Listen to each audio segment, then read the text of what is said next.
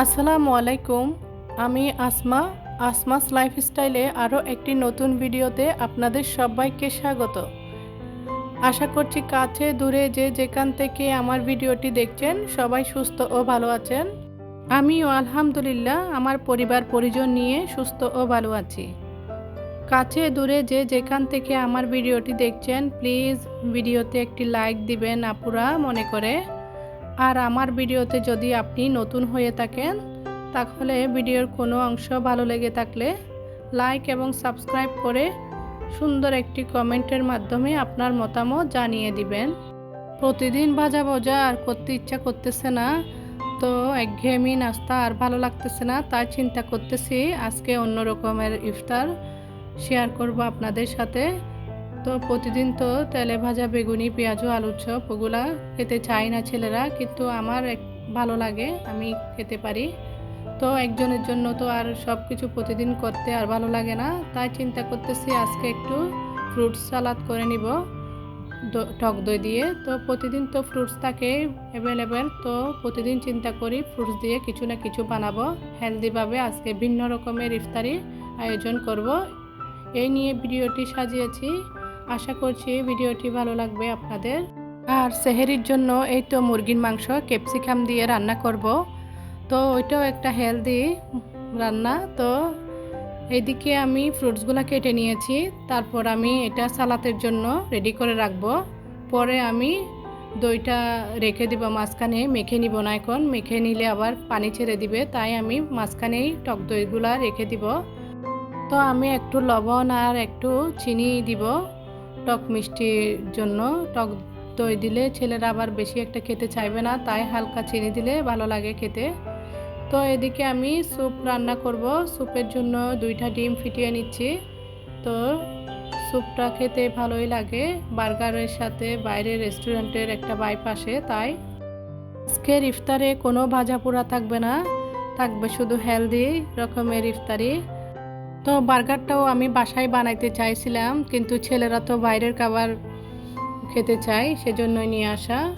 আমরা যতই রেস্টুরেন্টের মতন বার্গারটা বানানোর চেষ্টা করি, যে কোনো নাস্তা আর কি, তো বাইরের মতন বানানোর চেষ্টা করলেও ছেলেদের কিন্তু বাইরেরটাই বেশি মজা লাগে। আমি প্যাকেজ স্যুপটা দিয়ে সাথে আমি ফিটিয়ে রাখা ডিমটা দিয়ে দিয়েছি। ডিমটা দেওয়ার পর অনেক সুন্দর লাগে স্যুপটা, তো ফাটা ফাটা হয়ে থাকে, আমার খুব ভালো লাগে বাসায় বানানো এই স্যুপটা। তো বাইরের রেস্টুরেন্টের স্যুপটা অনেক দাম পড়ে যায়, খেতে অল্প হলেও কিন্তু দামটা অনেক বেশি নিয়ে নেয়।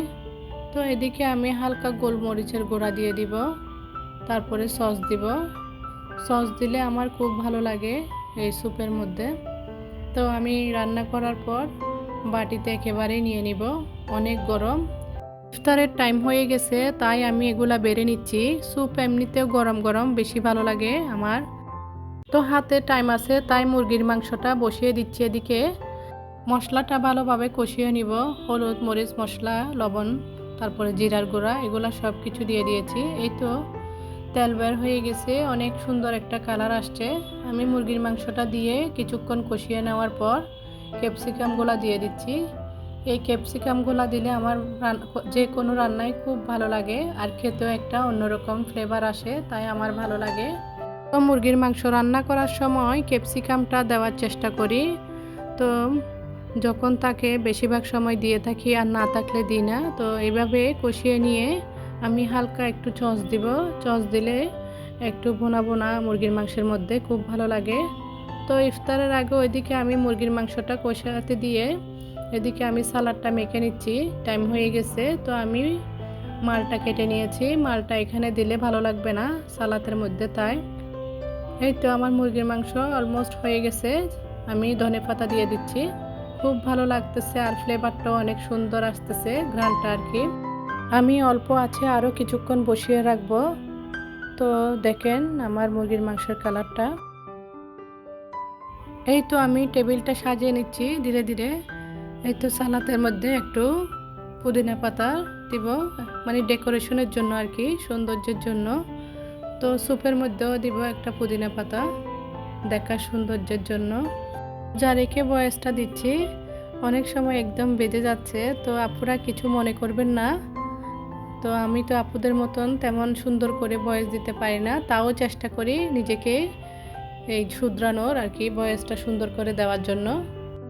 ভয়েস দেওয়ার সময় চিন্তা করি অনেক কথাই বলবো ভয়েস দেওয়ার আগে আর কি, তো ভয়েস দিতে আসলে আর কোনো কথাই আসে না, একটু পরপর শুধু ভয়েসটা বেজে যায়। তো অনেক আপুরা দেখি, মিষ্টি মিষ্টি আপুরা অনেক সুন্দর করে এত কথা কোত্থেকে বলে আমি চিন্তা করি আর কি, আপুরা এত সুন্দর করে কথা বলেন অনেক আপুরায়, কিন্তু নামটা নিচ্ছি না আমি। তার টাইম হয়ে গেছে, ছেলের বাবা চলে আসছে। এই তো ফ্রেঞ্চ ফ্রাইটা রেগুলার আমার বাসায় থাকবে এটা।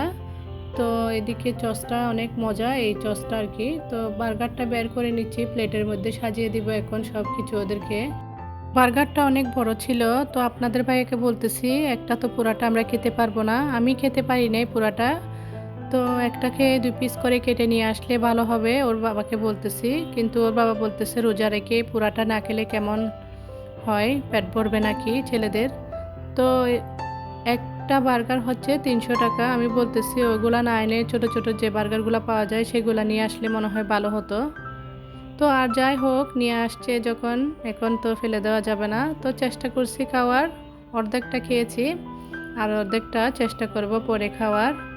আমি এদিকে শসাও কেটে নিয়েছি, শসা বলতে কিরা বলি আর কি আমরা, ওইটা কেটে নিয়েছি। তারপরে তো বার্গারটা প্লেটের মধ্যে দিয়ে দিব আর স্যুপটাও বেড়ে দিব। তো ভিডিওর শেষ পর্যায়ে চলে আসছি, আবারও আপনাদের থেকে দোয়া ও ভালোবাসা চাচ্ছি। আপনারা আমাকে ভালোবেসে পাশে থাকবেন, এটাই আমার কাম্য।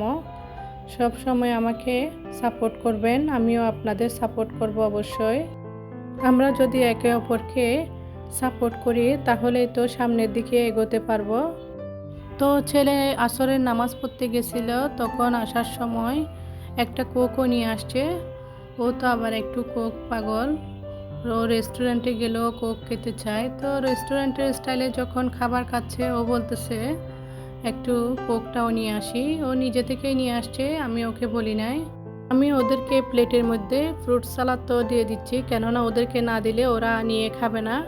আমার ছেলেরা কোনো কিছু নিয়ে খেতে চায় না আমি যতক্ষণ পর্যন্ত ওদেরকে প্লেটের মধ্যে নিয়ে না দিই।